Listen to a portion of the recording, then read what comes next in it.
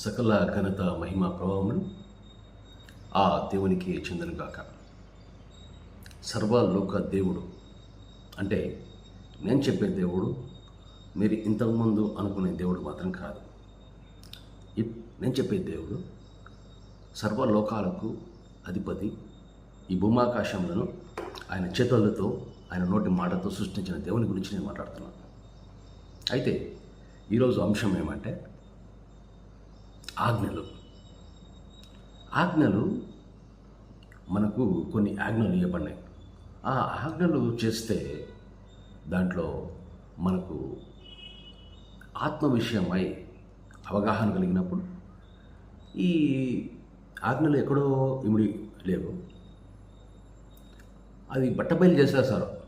దాన్ని దాచి ఏం ఉంచలేదు. కానీ ఆత్మీయంగా నువ్వు కళ్ళు తెరవబడినప్పుడు నీ ఆత్మలో దేవుని ఆత్మతో నింపబడినప్పుడు నీవు దేవుని చిత్తమును ఎరిగి దాన్ని నెరవేర్చినప్పుడు అప్పుడు నువ్వు దేవుని కుమారుడు అవుతావు. నువ్వు చనిపోయిన తర్వాత పరలోకానికి చేరుతావు, అంటే స్వర్గలోకానికి చేరుతావు అన్నమాట. అయితే ఈ ఆజ్ఞలు మరి ఎక్కడున్నాయి? దేవుని మాట దేవుని కుమారుడైన యేషువా నోట, అదే మాట నా నోట నీ నోట అయి ఉండాల. ఎందుకంటే నేను అనేక మతాల గ్రంథాలు చదివాను, ఒక కంప్లీట్ పిక్చర్ అనేది నాకు రాలే. అయితే ఎప్పుడైతే ఈ బైబిల్ చదివినప్పుడు కూడా నాకు ఈ కంప్లీట్ పిక్చర్ రాలే. మళ్ళీ నేను చదవగా అక్కడ ఏముందంటే యేషువా అంటే యేసయ్య అంటారు.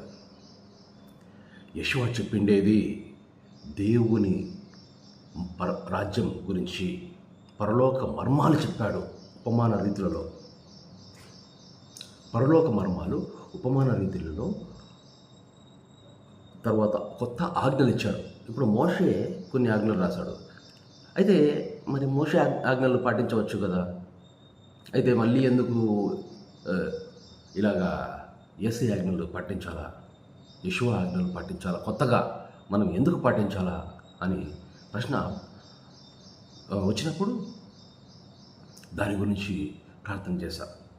ప్రార్థన అంటే చాలామంది ఏమనుకుంటారంటే నా ఏడుపు ఆయన చెప్పుకోవడమో ప్రార్థన అనుకుంటారు. అది ప్రార్థన కాదు. రహస్యమందు గదిలో తలుపులేసుకొని దేవునితో జరిగే సంభాషణే ప్రార్థన. సంభాషణ అంటే నువ్వు దేవునితో మాట్లాడతావు, దేవుడు నీకు ఆ సమయంలో నీకు రావాల్సిన ఇన్ఫర్మేషన్ కానీ నీకు ఇవ్వాల్సిన ఎక్కడికి వెళ్ళాలి, నువ్వు ఏం చేయాలి అనేది విశదీకరించి నీ యొక్క జీవితంలో దేవదూతలు నీకు పరిచయం చేసేదే రిజల్ట్ వస్తేనే నీ ప్రార్థన అని దాని లెక్క. లేకపోతే నువ్వు అడుకుంటావు అంతే. అడుకోవడం ప్రార్థన కాదు. అడగక ముందే అక్కరలెరిగి అవసరాలు తీర్చిన నా దేవుడా. మీకు అవసరాలు ఇప్పుడు యేషువా అంటాడు, ఆ చెట్టు మీద పిట్టలు చూసారా, దానికి ఆహారం గురించి అవి ఎప్పుడన్నా బాధపడ్డాయా? మరి నువ్వెందుకు బాధపడతావు? ఏమి ధరించువో ఏమి తిందువో కాదు, కానీ నువ్వు దాని గురించి కాదు నువ్వు బాధపడాల్సింది. You are taken care. నీవు రేపేమైపోతుందో, నీవు ఈ పరిస్థితులకు ఎందుకు వచ్చినావు అంటే నువ్వు దేవునిని వదిలిపెట్టి దేవునికి ఇచ్చిన ఆజ్ఞలలో ముఖ్యమైన ఆజ్ఞలు చెప్తాను. మొదటి ఆజ్ఞ, నీ తండ్రి అయిన దేవుడు, అంటే దేవుడు మన తండ్రి. ఆ విషయం నేను పక్కన పెట్టేసి అరే దేవుడు నాకు ఎవరో తెలియదు, నేను అసలు దేవుని ఎరగను, నా తండ్రి పితృదేవోభవ, నా తల్లి మాతృదేవోభవ, ఇంకా కనపడిన వాళ్ళందరూ నీ దేవుడుగా పెట్టుకొని ఇలా చేస్తే ఏమవుతుందంటే సమృద్ధి ఉండకపోగా కొరత, బాధ, దుఃఖం నీ జీవితాల్లో డ్యాన్సులు చేస్తుంటాయి. అదే యేషువానే చెప్పినట్టు మనం ఎందుకు చేయాలంటే ఆ దేవుని మాట యేషువా నోట, అదే మాట నా నోట నీ నోట అయిండాలి. కొత్తగా ఇంకొకటి ఎవడో వస్తాడు, గొర్రెతోలు కప్పుకొని తోడలు వస్తాడు, వాని మాట వద్దు బాబు, మనకు వద్దు, అవసరం లేదు. ఈరోజు అంశం కొత్త ఆజ్ఞలు ఎక్కడి నుంచో వచ్చిన బైబిల్లో ఉండే ఆజ్ఞల గురించి నేను మాట్లాడలేదు. పాత నిబంధనలు ఉన్న 10 కమాండ్ గురించి నేను మాట్లాడలేదు. యెషోవా చెప్పిన కొత్త ఆజ్ఞలు కొన్ని గమనిద్దాం. ఇక్కడ చూస్తే ఆ ఆజ్ఞలలో మరి మొట్టమొదటి ఆజ్ఞ, నీతి యావత్తు నువ్వు నెరవేర్చాలి. ఇది ఎప్పుడు చెప్పినాడు అంటే, బాప్తిస్మ ఇచ్చే యోహాను వచ్చి, మీ దగ్గర నేను బాప్తిజం పొందాలా కానీ అని చెప్తాడు. బాప్తిజం యోహాను, నేను నీతో బాప్తిజం ఇస్తున్నాను. బాప్తిజం అంటే ముంచడం అనేది ఇది అనవసరమైన ప్రక్రియ. నీళ్ళలో ముంచినప్పుడు మనం ఏమనుకుంటామంటే, మునిగినోడు చనిపోయినాడు, లేచినవాడు ఆ యొక్క దేవుని కుమారుడవుతాడు అని, అంటే పాత మనిషి చనిపోయి కొత్త మనిషి నీతిగా నిజాయితీగా బ్రతుకుతాడు అనేది ఆయన ఉద్దేశం. అయితే నా వెనక వచ్చు యెషోవా, ఈ పేరు చెప్పడు కానీ, నా వెనక వచ్చేవాడు నాకంటే ఘనుడు, వాడు ఆయన అగ్నితోనూ పరిశుద్ధాత్మతోనూ మీకు బాప్తిసం ఇస్తాడు. అగ్నితోనూ పరిశుద్ధాత్మతోనూ అంటే ఆ అగ్నితో నీలో ఉండే దురాత్మలన్నీ తీసివేసి పరిశుద్ధాత్మను నింపుతాడు. అదే నిజమైన బాప్తిసం. చాలామంది ఏమంటారంటే, యెషోవా ఎందుకు వచ్చాడంటే క్లీనింగ్, నీ పాపాలను కడిగి కడిగి కడిగి కడిగి కడిగి కడిగి అంటారు. కానీ అది నిజమైనప్పటికీ ఆయన వచ్చిండేది ఆదాము హవ్వలు ఏదెను తోటలో, ఆదాము హవ్వలు ఏదెను తోటలు ఏం చేశారు? వాళ్ళు కాపురం ఉన్నారు. అయితే తినవద్దని చెప్పిన ఫలమును తిని పాపంబులో పడిపోయిరి. అయితే ఏదైతే ఫలమును తినవద్దన్నారో ఆ తినవద్దన్న ఫలం అంటే అవిధేయత చూపించారు. ముఖ్యంగా అక్కడ మంచి చెడ్డలు వివేచననిచ్చే ఆ యొక్క ఫలాన్ని తినద్దని దేవుడు చెప్తే, ఈ ఆదాము హవ్వలు తిన్న తర్వాత ఆ అవిధేయత వలన శపింపబడిన ఆదాము హవ్వ. ఇది తర్వాత ఏమవుతుంది? మళ్ళీ యెషోవా వచ్చి ఆ యొక్క పాపాన్ని, అంటే ఆ అవిధేయత వీళ్ళు చేసింది కాదు, లూసిఫర్ గాడు వీళ్ళతో చేయించాడు అని చెప్పి మనం క్షమించడానికి యెషోవా వచ్చి మనకేం చేస్తారంటే, మళ్ళీ ఆయన అప్పుడు ఆ తినవద్దన ఫలం తిన్నప్పుడు ఏమైందంటే, దేవుని ఆత్మ వాళ్ళ నుంచి వెళ్ళిపోయి వాళ్ళు ఆత్మీయంగా చనిపోయారు ఆదాము హవ్వలు. ఇప్పుడు యెషోవా వచ్చి ఆ పాపాన్ని కడిగేసి ఆ తప్పును చెరిపివేసి మళ్ళీ తిరిగి దేవుని ఆత్మ అనే విత్తనం, అంటే దేవుని ఆత్మ, ఇప్పుడు యెషోవానే దేవుని ఆత్మ శరీరం తారి వచ్చి నీలో ఆ విత్తనం వేసి వెళ్ళాడు. ఎవరు నీలో అంటే, నీలో నాలో మాత్రమే కాదు, మొత్తం మానవాళిలందరిలో ఆ ఆత్మ అనే విత్తనం వేసి వెళ్ళాడు. అయితే ఇప్పుడు మరి ఆ ఆత్మ అనే విత్తనం ఎప్పుడు మొలకెత్తుతుంది అంటే, నీ అహం జీరో కావాలా. నీ అహం జీరో కావడమే ఇక్కడ ఏంటిది? బాప్తిస్మం. నీటి బాప్తిస్మం అంటారు. అది సరిపోదని యెషోవా ఆత్మీయ బాప్తిస్మం ఇచ్చి అక్కడ ఉండే చెత్త చెదారం మొత్తం కాల్చి, అగ్నితోటి కాల్చేసి పరిశుద్ధాత్మతో నిన్ను నింపుతాడు. పరిశుద్ధాత్మ, పవిత్రాత్మ, ఇవన్నీ రకరకాల పేరు పెడతారు కానీ అది దేవుని ఆత్మతో నింపుతాడు నేను. అంటే దురాత్మలు ఉన్నాయి కదా, దురాత్మలకి దేవుని ఆత్మకి డిఫరెన్స్ చెప్పడానికి వీళ్ళు పరిశుద్ధాత్మ, పవిత్రాత్మ అని పెట్టారంతే. దానికి ఏమి ఆత్మనే అంతే. దేవుని ఆత్మ అంటేనే దేవుని ఆత్మ రావాలా. ఇప్పుడు దేవుడు ఆత్మ, దేవుని కుమారుడు ఆత్మ, నువ్వు ఆత్మ, నేను ఆత్మ.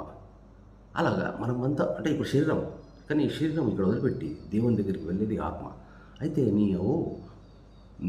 ఆదాము హవ్వలు చేసిన పాపము చెరిపివేయబడింది.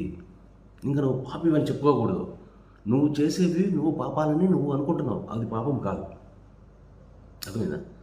మోషే కొన్ని తప్పులు చేశాడు అని ఎవరు చెప్పినారు? యెషోవా చెప్పినాడు. మూసా ప్రాఫెట్ అంటారు ముస్లిమ్స్. ఈ మోషే ఏం తప్పులు చేశాడు అంటే, మనుషుల హృదయ కఠినం చొప్పున కొన్ని కొత్త రూల్స్ పెట్టాడు. డైవర్స్, పరిత్యాగ పత్రిక అనేది కాన్సెప్ట్ లేదు మొదటి నుంచి. ఈ హృదయ కఠినం చొప్పున మోషే అది పెట్టాడు. ఇలా ఇది మచ్చుకకు 1-2 చెప్పాడు యెషోవా. అయితే ఆయన అనవసరంగా లేనిపోనివి కల్పించాడు. దేనికోసము? యెషూవ చెప్పింది ఏమంటే దేవునికి ఎక్కడే కానీ, ఇప్పుడు మోషే ఏం చెప్పినాడు? యాహ్వే అనేది దేవుని పేరు అని చెప్పినాడు. యెషూవ ఏం చెప్పినాడు? ఎక్కడే కానీ దేవుని పేరును ఉచ్చరించలే. ఇప్పుడు దేవుని కుమారుడే పరలోకం నుంచి వచ్చి దిగి వచ్చి మనిషి రూపంలో మనకు ఆ ఆత్మ పాపాలను పోగొట్టడానికి వచ్చినవాడు. ఆయన చెప్పొచ్చు కదా దేవుని పేరు ఇది అని చెప్పేసి, ఎక్కడే కానీ శిష్యులతో 12 మంది శిష్యులతో ఎప్పుడైనా చెప్పిండొచ్చు కదా. మోషే ఎందుకు చెప్పినాడు అంటే ఆ యాహ్వే అనేది నేనే అని అర్థం. అయితే ఆ నేనే అనే దాని పేరు అని పెట్టుకొని ఐయామ్, మీ పేరేంటి దేవుడు అంటే అబ్రహాము దేవుడుని, ఇస్సాకు దేవుడిని, యాకోబు దేవుడును అని చెప్పినా కూడా వీళ్ళకి అర్థం కాకపోతే, లేదు అది కాదు, అది మాకు తెలుసులే, నీ పేరు ఏంటంటే నేనే అని అన్నప్పుడు ఐ యామ్ అనేది తీసుకొని పేరులాగా తప్పులు బోధించాడు ప్రాఫిట్ మోషే.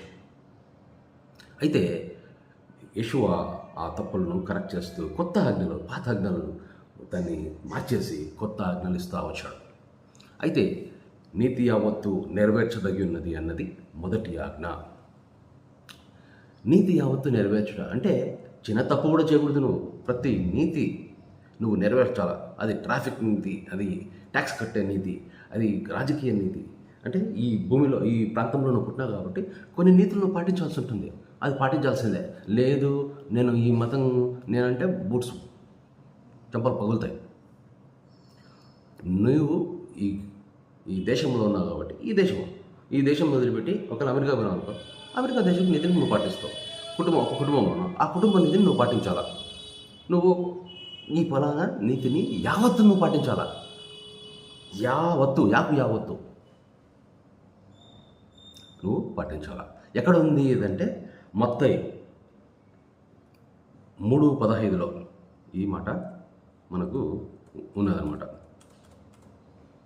ఫుల్ఫిల్ ఆల్ జస్టిస్ అంటే రైటియస్నెస్, నీతి యావత్తు నువ్వు నెరవేర్చవలసి ఉన్నది. తర్వాత శోధనలలో 3 శోధనలు వచ్చినప్పుడు మనకేం చేస్తారంటే దాంట్లో 3 ఆజ్ఞలు వచ్చాయి. చాలామంది ఏమంటారంటే ఇది ఒక కథగా జరిగిపోయింది, ఇది శోధకుడు వచ్చాడు యెషూవను శోధించినాడు అని అనుకుంటారు. కానీ అక్కడ మత్తయి 4:4 కానీ లూకా 4:4 కానీ ఏమైందంటే నువ్వు ఇంకా వాడంటే శోధకుడు వచ్చేసి పట్టుకో ఈ రొట్టెలను రాళ్ళుగా చేసుకొని తినమంటాడు. అన్నప్పుడు యెషూవ ఏమంటాడు? నువ్వు ఫుడ్ కోసం కాదురా గుడ్డినాయాలా అంటే ఆత్మీయ గుడ్డల గురించి చెప్తున్నా. ఫుడ్ అంటే దేవుని నోటి నుంచి వచ్చు ప్రతి మాట నిన్ను బ్రతికించును అని యెషూవ చెప్తారు. దీంట్లో ఏంటంటే ఫుడ్ కోసం కాదు నువ్వు ఉండాల్సింది. ఫుడ్ అంటే ఫుడ్ అంటే ఇది ఒక బాడీ నీడ్. అంటే ఇక్కడ ఆ కమాండ్మెంట్ ఏంటంటే డోంట్ లివ్ ఫర్ ఫుడ్. అంటే ఫుడ్ అనేది నీ యొక్క శారీరక అవసరతల గురించి చెప్తున్నాడు. ఫుడ్ కావచ్చు, సెక్స్ కావచ్చు, ఈ క్లోతింగ్ కావచ్చు, బేసిక్ నీడ్స్ ఏవైతే ఉన్నాయో దాని గురించి చెప్తున్నాడు. బట్ లివ్ ఆన్ దేవుని మాట వలన, లివ్ ఆన్ గాడ్స్ వర్డ్, దేవుని మాట వలన నువ్వు బ్రతికేలాగా నువ్వు ఆహారం కోసం బ్రతకవద్దు, కానీ దేవుని వాక్యం అంటే దేవుని స్వరంతో నువ్వు బ్రతకాల, దేవుని మాటతో బ్రతకాల. చాలామంది ఏమనుకుంటారు వాక్యం అంటేనే బైబిల్ అంటారు. బైబిల్లో ఉండేదంతా పరిశుద్ధమైన వాక్యం, అంటే రాష్ట్రాల పరిశుద్ధ గ్రంథం అని, ఇదంతా రిలీజియస్గా అంటారు అనమాట. బైబిల్ రాసింది దేంట్లో కొన్ని బుక్స్ ఎవరు చేర్చినారు? మనుషులు చేర్చినారు. అంటే ఒక రాజు వాళ్ళు ఏమంటారంటే దేవుని ఆత్మతో చేయబడింది కాబట్టి అక్షరం కాదు కరెక్ట్ అని దాన్నే బైబిల్నే దేవుడిగా చూస్తారన్నమాట. బైబిల్ అనేది ఒక బుక్, దాంట్లో దేవుని మాటలు యెషూవ నోట కొన్ని బుక్స్లో రెడ్ కలర్ రాయబడి ఉంటాయి అన్నమాట. దాన్ని మొత్తం చదివితే ఒక కంప్లీట్ పిక్చర్ వచ్చేస్తుంది మనకి. సో ఇక్కడ నేనేం చెప్పదలుచుకున్నానంటే ఈ మత్తయి 4:4 లూకా 4:4 నువ్వు ఆహారం కోసం కాదు బ్రతకాల్సింది, నువ్వు బ్రతకవలసింది దేనితో? దేవుని మాటతో నువ్వు బ్రతకాల. ఇది కూడా ఒక ఆజ్ఞ. ఇది మనకు ఆజ్ఞలా కనబడదు, కానీ ఇది చాలా ముఖ్యమైన ఆజ్ఞ. మత్తయి 4:7 లూకా 4:12 మళ్ళీ ఏమంటాడు? నువ్వు దేవుని కుమారుడివి కదా. సైతాన్ అంటున్నాడు, అంటే నాకు తెలిసి లూసిఫర్ అంటున్నాడు, నువ్వు దేవుని కుమారుడివి, లూసిఫర్ కూడా దేవుని కుమారుడే, కాకపోతే తప్పిపోయిన దేవుని కుమారుడు. ఇప్పుడు లూసిఫర్ వచ్చి ఎస్ అని అంటున్నాడు, నువ్వు దేవుని కుమారుడు కదా, మరి పైనుంచి ఇంకా దిగేది ఎందుకు? దుంకు, వాళ్ళు నేను పట్టుకుని దేవదూతలు వచ్చి పట్టుకుంటారని ఉంది కదా లేఖనాలలో, ధర్మశాస్త్రంలో కీర్తనలో ఉంది. ఏమని? నువ్వు పైనుంచి దుంకు, దేవదూతలు వచ్చి నిన్ను పట్టుకుంటారని. మరి నువ్వు దేవుని కుమారుని దుంకవాయి అంటున్నాడు. అంటే దేవుని నువ్వు పరీక్షించకూడదు. Do not test or try God. Do not test or try out God. నువ్వు దేవుని అయితే నువ్వు పరీక్షించకూడదు. ఇది ఆజ్ఞ. తర్వాత మత్తయి 4:10, లూకా 4:8. దీంట్లో ఇంకొక 4వ ఆజ్ఞ ఉంటుంది. ఇది ముఖ్యమైన ఆజ్ఞ. ఇక్కడ ఏంటంటే ఈ లూసిఫర్ వచ్చేసి ఇప్పుడు మనకు చెప్తున్నాడు ఏమని, నువ్వు ఈ భూలోకం అంతా పైకి ఎత్తైన స్థానంలో తీసుకొని ఈ భూలోకంలో ఉండే అందమంతా చూపిస్తాడనమాట. ఆ యొక్క వైశాల్యం, విడ్డూరం, ఆహా ఓహో, ఆ వైభవం అంతా చూపించి, ఈ భూమి మీద నాకు అధికారం ఇవ్వబడింది. ఎవరంటున్నాడు? లూసిఫర్ అంటున్నాడు. ఈ భూమి మీద నాకు అధికారం ఇవ్వబడింది, నువ్వు నాకు కాలు మొక్కు, నేను నీకు ఈ భూమిని దీన్ని నీకు ఇచ్చేస్తా అంటున్నాడు. అయితే ఇంకా ఈ భూమి సృష్టికర్త దేవుడు, బేసిక్గా చెప్పాలంటే యెషూవ అన్నయ్య, లూసిఫర్ తమ్ముడు. అంటే మొదటి అంటే పుట్టినారు కాదు వీళ్ళు, దేవుని పుట్టారని కాదు, కానీ దేవుడు సృష్టించుకున్నాడు వీళ్ళని. యెషూవ ఒక సృష్టి, ఒక ఆత్మ, లూసిఫర్ ఒక ఆత్మ. ఒకప్పుడు వీళ్ళిద్దరూ పరలోకంలో ఉండేవాళ్ళు. యెషూవ ఏం చేశాడనేది క్లియర్గా లేదు, కానీ లూసిఫర్ ఒక ఆరాధనకు అధిపతి, ఆయన ప్రధాన దూత. సో అక్కడి నుంచి తరిమివేయబడ్డాడు. ఎందుకంటే దేవుని యొక్క సింహాసనం తను కోరుకున్నాడు, దేవుని యొక్క అధికారము తనకు కావాలని కోరుకున్నాడు. అది దేవునికి చెప్తే ఆయన ఇస్తే ఒకలాగా ఉండేది. వీడు దొంగగా కుయుక్తితో తీసుకోవాలనుకున్నప్పుడు అక్కడి నుంచి స్వర్గలోకాన్ని నుంచి తన్నవేయబడి కింద తనతో పాటు లూసిఫర్ దగ్గర ఉన్న దేవతలు కూడా కింద పడిపోయినారు. ఇప్పుడు లూసిఫర్ అంటున్నాడు, ఈ భూమి నాది, ఇక్కడ రాజ్యం నాది, నా కాళ్ళు మొక్కితే నీకు ఇస్తాను అంటాడు. ఏయ్ సతానా పో,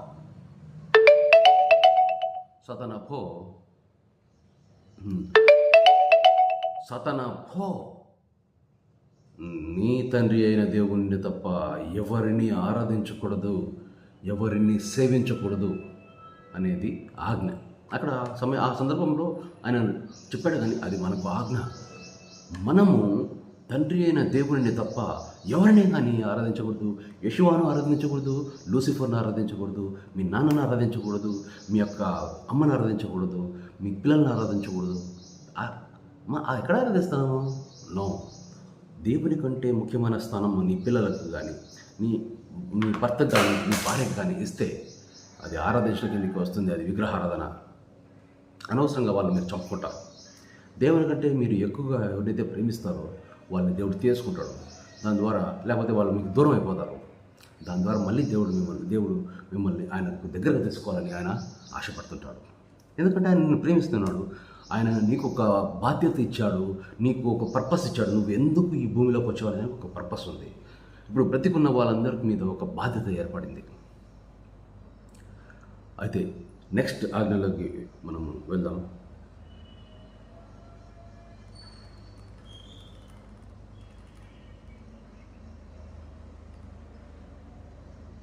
మత్తయి 4:19, మార్కు 5:17, లూకా 5:4 చూసినట్టయితే మనం ఎవరిని వెంబడించాలా? నన్ను వెంబడించుడి అంటాడు యెషూవ. అది ఆజ్ఞ. యెషూవను వెంబడించాలా? అయితే ఇంకొక మాట అంటాడు, యెషూవను మాత్రమే వెంబడించాలా. ఈ మాత్రమే నేను ఎక్కడుందంటే మళ్ళీ అంటాడు అన్నమాట తర్వాత, నా వెనకాల గొర్రె తోళ్ళు కప్పుకున్న తోడేళ్ళు వస్తారు, వాళ్ళను మీరు వెంబడించకండి. అంటే నువ్వు యెషూవను మాత్రమే వెంబడించాలా. ఈయన మాటలు విని దాని గైకున్నవాడు బండ మీద ఇల్లు కట్టుకున్నటువంటి వాడు స్ట్రాంగ్గా ఉంటాడు. నీ జీవితం బండ మీద ఇల్లు కట్టుకున్నట్టుగా స్ట్రాంగ్గా, ఉప్పెన వచ్చిన, పెనుగాలు వచ్చిన, పెనుగాలులు వచ్చిన అలలు రేగిన, పెనుగాలులు వచ్చిన అలలు రేగిన,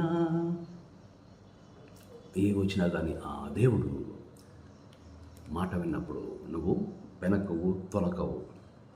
అదే నువ్వు ఆ బండ మీద కాకుండా ఇసుక మీద చాలామంది ఏం చేస్తారంటే ఈయన మాటలు అంటే యెషూవ మాటలు ఎక్కడున్నాయి? మత్తయి, మార్కు, లూకాసు వార్తలో కొన్ని కొన్ని దాంట్లో రెడ్ కలర్ రాసింటారు అనమాట. అవి మాటలు దాన్ని చదువుకుంటేనే నువ్వు పరలోకానికి పోతావు. నువ్వు బైబిల్ మొత్తం 34 సార్లు చదివినా కానీ నువ్వు ఖచ్చితంగా నరకానికి పోతావు.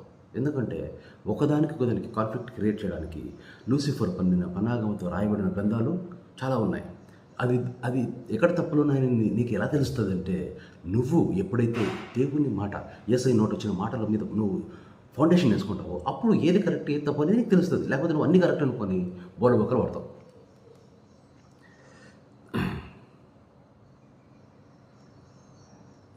తర్వాత లాస్ట్ ఆజ్ఞ ఒకటి చెప్పి ఇంకొక ఆజ్ఞ మత్తయి 4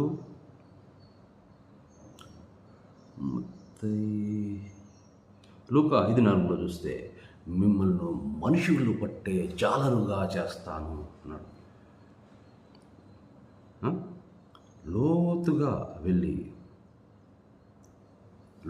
వెళ్ళి మనుషులను పట్టుకోవాలంట. మనం చేపలు పట్టినట్టు మనుషులు అంటే మనుషులు జారిపోతున్నారు దేవుని దగ్గరికి రాకుండా. వాళ్ళని పట్టుకొని దేవునికి ఇవ్వాలి. అప్పుడుగా ఇచ్చాలా అంటే ఇప్పుడు చేపలను బట్టి పిల్లలు పెట్టేస్తాము డైరెక్ట్గా. దాన్ని వండి, దాన్ని కాల్చి, దాన్ని రుచికరంగా మార్చి దాన్ని ఇస్తాం. అలాగే ఈ మనుషుల్ని కాల్చాలా అంటే పరిశుద్ధాత్మ అగ్నితో వాళ్ళని కాల్చి వాళ్ళలో ఉండే దురాత్మలు తరిమి కొట్టి వాళ్ళలో ఉండే దేవుని విత్తనము విచ్చుకొనలాగా వాళ్ళ ఈగోను జీరో చేసి ఎప్పుడైతే అది చీల్చిందో వాడు మళ్ళీ ఇంకొక 100 మందిని దేవుని వైపుకు తిప్పేలాగా వాడిని మార్చి వాడిని దేవునికి అప్పచెప్పాలా. ఇది నీ బాధ్యత. అర్థమైందా? ఇంత ఏం తెలియకుండా నేను వచ్చిండేది నా పిల్లలను పెంచుకోవడానికి, నువ్వేమన్నా పిల్లలను పెంచడానికి నువ్వేమన్నా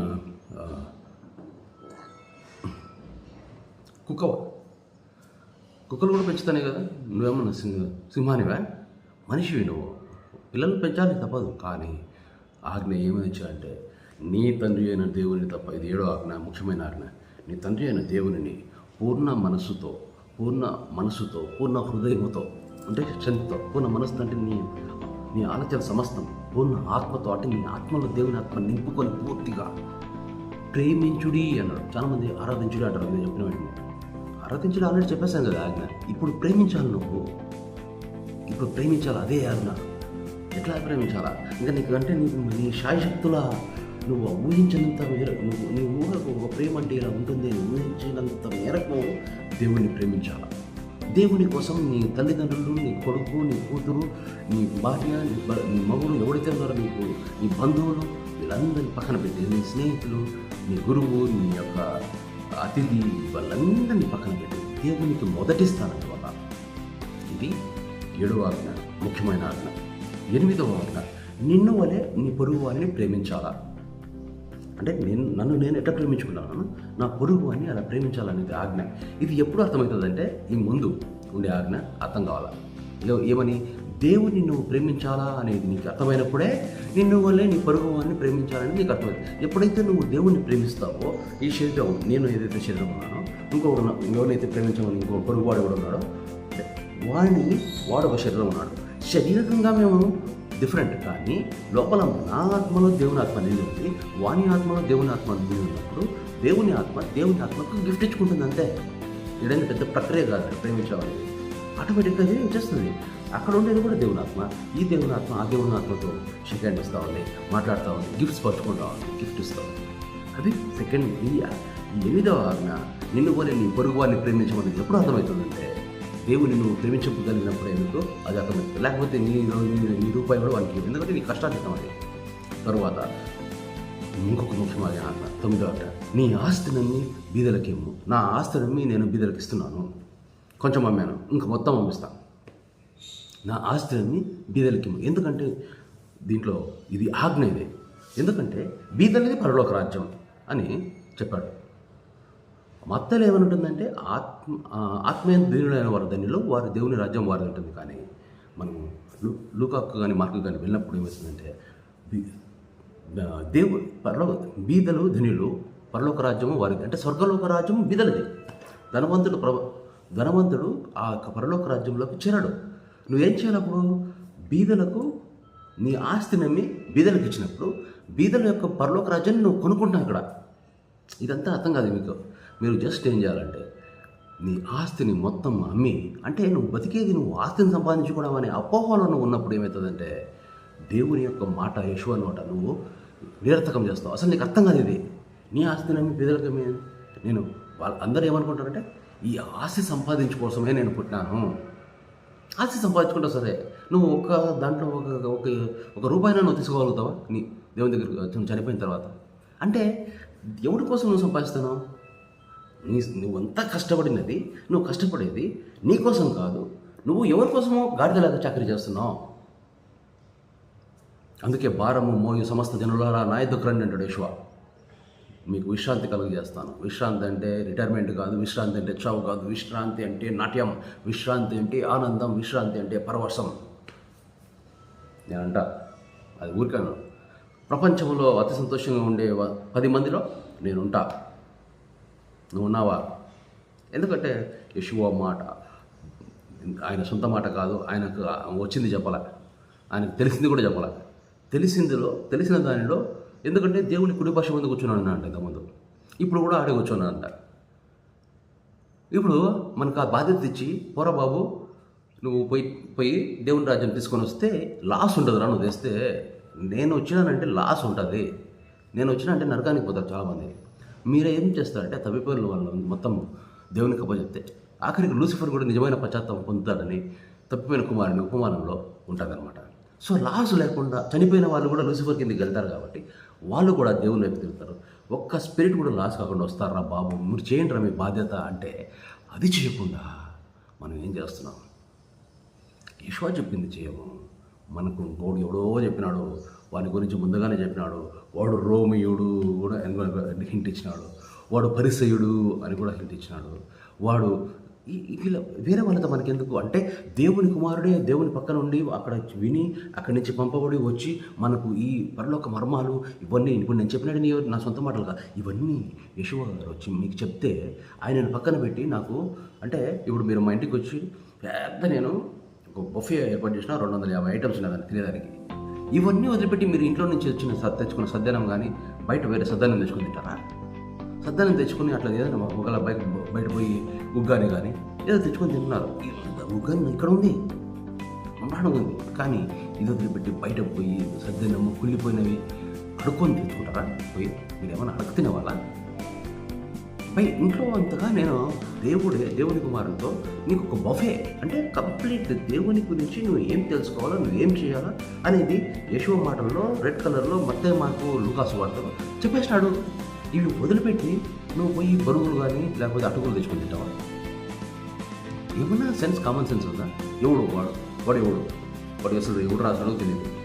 యోహాను సువార్త దానికి ఆతరు ఎవడో తెలియక తలాలు పడుకుంటున్నారు. పౌలు రాసిన గ్రంథాలు ఎందుకు రాసినారో అర్థం కాదు. యెషూవ చెప్పిన దానికి రైట్ అగెన్స్ట్ ఉంటుంది. యెషూవ చెప్పింది సమానత్వం, పౌలు దాన్ని విరగొడతాడు. యెషూవ చెప్పింది మీరు పరిశుద్ధులు, మీలో దేవుని ఆత్మను నింపిన నేను, మీరు 100 ఫలించాలా, ఇది ఆజ్ఞ. కానీ పౌలు ఏం చెప్తాడు? ఇంకొకటి చెప్తాడు. ఈ యొక్క అబద్ధ ప్రవక్తలు పౌలను పట్టుకుంటున్నారు. లేకపోతే వీళ్ళ ధ్యాస ఎంత ఏంటంటే లూసిఫర్ కానీ కారణం కావాలా. ఇప్పుడు అడుగుతున్నాడు లూసిఫర్ దేవుని, ఇప్పుడు నాకు ఆరాధన కావాలంటే నన్నేమో తనివేసినావు. ఇప్పుడు మళ్ళీ అన్నయ్య కదా ఆరాధన చేస్తారు. ఎవరు కూడా నేను ఆరాధన చేస్తున్నాడు? హిందూస్ వాళ్ళైతే బ్రహ్మదేవుని కదా మీరు ఆరాధన చేయాల్సింది, ఆయన కదా సృష్టికర్తను కదా మీరు ఆరాధన చేయాల్సింది. ఎందుకు మీరు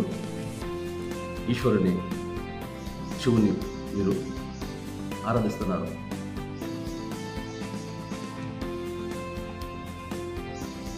కొంచెం సిమిలారిటీ హిందూయిజంకు క్రిస్టియానిటీ తీసుకుంటే ఇక్కడ బ్రహ్మదేవుడు, ఇక్కడ తండ్రి అయిన దేవుడు సృష్టికర్త, ఇక్కడ ఈశ్వరుడు, ఇక్కడ యెషూవ రక్షకుడు, ఇక్కడ శివుడు డెస్ట్రాయర్, ఇక్కడ లూసిఫర్ డెస్ట్రాయర్. ఇది ఆడ ట్రినిటీ అంటారు, ఈడ ముగ్గురు ఆడ ముగ్గురు. సో ఎందుకు బ్రహ్మదేవునికి మీరు ఆరాధన చేయరు అంటే వ- వరాలు కావాలా మనకి. బ్రహ్మదేవుడు వరాలు ఇవ్వడు. ఏదో కథ చెప్తారు హిందూస్. అందువలన ఆ, ఈశ్వరుడు ఆ, శివుడు శపించినారు బ్రహ్మదేవుడికి, అందుకే బ్రహ్మదేవునికి ఆరాధన జరగదు అంటాడు. వాడు మొహం. సృష్టికర్తకు పవర్ ఉంటుంది సృష్టించడానికి. ఈశ్వరుడు లాంటి వాళ్ళు 10 మందిని సృష్టించగలుగుతాడు. ఎవడో లూసిఫర్ ఉన్నాడు. లూసిఫర్ లాంటి వాడు 10 మందిని సృష్టించగలుగుతాడు. యశువా లాంటి వాళ్ళని ఇప్పుడు అందరినీ సృష్టిస్తున్నాడు. ఇప్పుడు నేను యశువాలాగా మారాను. నాలాగా యశువాలాగా 100 మందిని నేను మారుతున్నాను. ప్రాసెస్ ఆ 100 నేను 100 × 100 × 100 × 100 1000 కోట్లు ప్రపంచ జనాభా మొత్తము యశువాగా తయారవుతారు. అంటే దేవుని కుమారులుగా తయారవుతారు. తప్పిపోయిన కుమారులు దేవుని కుమారులు మారితే లూసిఫర్ కూడా ఒక తప్పిపోయిన కుమారుడు. వాడు నిజమైన పశ్చాత్తాపం పొంది దేవుని కుమారుడు మారుతాడు. ఇదే మొత్తము మర్మం. ఆది నుంచి లాస్ట్ ఏం జరగబోతుంది అంటే, ఆదిలో దేవునికి రాజ్యాధికారం ఉండేది. ఏ రాజ్యాధికారం? సర్వలోకాలపైన రాజ్యాధికారం ఉండేది. ఇప్పుడు అది లేదు. అది తీసుకొస్తే, నువ్వు తెస్తే నో లాస్, ఆయనే తెచ్చుకుంటే చాలా లాస్. ఆయనకి అది ఇష్టం లేదు, అందుకే నీకు టైం ఇస్తున్నాడు. ఇంకా టైం ఇస్తున్నాడు. చేయండి రా నా కొడవలరా, చేయండి. మీరు ఇంకా చేయరు. కానీ వీళ్ళు ఏంటంటే మభ్యపడతారు. అత్యంత ప్రేమ చూపిస్తుంది భార్య, అత్యంత ప్రేమ చూపిస్తాడు భర్త, అత్యంత ప్రేమ చూపిస్తారు పిల్లలు. అసలు వాళ్ళు చూస్తే అసలు లోకమే మర్చిపోతాం. మనముల కోసం టైం వేస్ట్ చేసే వెర్రి బంగారపులు ఎంతోమంది ఉన్నారు. సరే, నీ పిల్లలను నీ పిల్లలను ముడ్డి కడిగినావు, అది నీ బాధ్యత చేసినావు. నీ మనమల గురించి నీకేం రా అసలు అవసరం? నీ మనమరాల గురించి నీకేం అవసరం? నువ్వు చేయాల్సిన పని ఏంటి? నువ్వు దేవుని పని చేయకుండా నువ్వు నీ కొడుకులు, కూతుళ్ళు, నీ మనమళ్ళు, నీ మనవరాలు, ఇది కాకుండా నీ బంధువుల్లో వ్యాపారం, వాళ్ళ ముడ్డు కడిగేదానికల్లా నీవు తీసుకొని ఏంటిది అగ్రిమెంట్ తీసుకొని అందరికీ వీళ్ళకి సేవ చేయాలని ఎవడని చెప్పింది నీకు అసలు? అరే, అక్కడ దేవుడే నీకు ప్రణాళికలు నేను పంపిస్తే ఆ ప్రణాళిక నీకు తెలియక నువ్వు ఆత్మ కఠినుడై హృదయ కఠినంతో నువ్వు చేసే పనులన్నీ దేవునికి ఇష్టం అనుకుంటున్నావా? దేని గురించి చెప్తారా? ఈ చర్చిలోకి పోతే, స్కూల్లోకి పోయినా కానీ, మసీదులోకి పోయినా దేని గురించి చెప్తారంటే శరీరం గురించి చెప్తారు, లేకపోతే హృదయం గురించి చెప్తారు, హృదయ పాపాల గురించి చెప్తారు, శరీర పాపాల గురించి చెప్తారు, మనస్సులో ఉండే పాపాలు, మేధస్సులో ఉండే పాపాల గురించి చెప్తారు. అలా చేయకండి, మోసం చేయకండి, అది చేయకూడదు ఇవి. ఎందుకంటే ఇవి చేయకూడదు అని చెప్పినవాడు మనకంటే ఎక్కువ చేస్తాడు. నెంబర్ 1. ఇది చేయకూడదు అనుకుంటాం, మనము అదే చేస్తాము కొంచెం తక్కువ మోతాదులో. అయితే ఇవన్నీ పక్కన పెడితే ఆత్మీయంగా ఎప్పుడైతే నువ్వు దేవుని ఆత్మతో నింపబడతావో, ఇంకా శరీర సమస్యలకు ఇప్పుడు నేను మీతో మాట్లాడుతున్నా, ఇలాగే దేవుని పని చేసుకుంటా అంటే మొత్తం మాట్లాడమే కాదు, దాని కార్యరూపం. అంటే ప్రతి ఇంట్లో ఒక సమస్య ఉంటుంది, ప్రతి మనిషిలో ఒక సమస్య ఉంటుంది. ఏ సమస్య అంటే వాడికి ఆ సర్వ సమృద్ధి అనేది ఉండదు, కొరత ఉంటుంది, ఏడుపు ఉంటుంది, దుఃఖం ఉంటుంది. వాడు చెప్పండి నీకు. నువ్వు పోతే, దేవుని కుమారుడు నువ్వు పోతే, నీవు ఆ ప్రాబ్లం ఏ సమస్య అయినా నువ్వు మార్చగలుగుతావు అని వాడు అప్పుడు నీ వైపుకి వస్తాడు. నువ్వు పట్టుకొని దేవుడు అంటే ఎవడు దేవుడు, ఆయన ఏతిస్ట్ అని చెప్పి మూర్ఖులు చాలామంది ఉన్నారు. అందంగా ఉంటారు కానీ ఆయన ఏతిస్ట్ అని పెట్టుకుంటారు వాళ్ళు.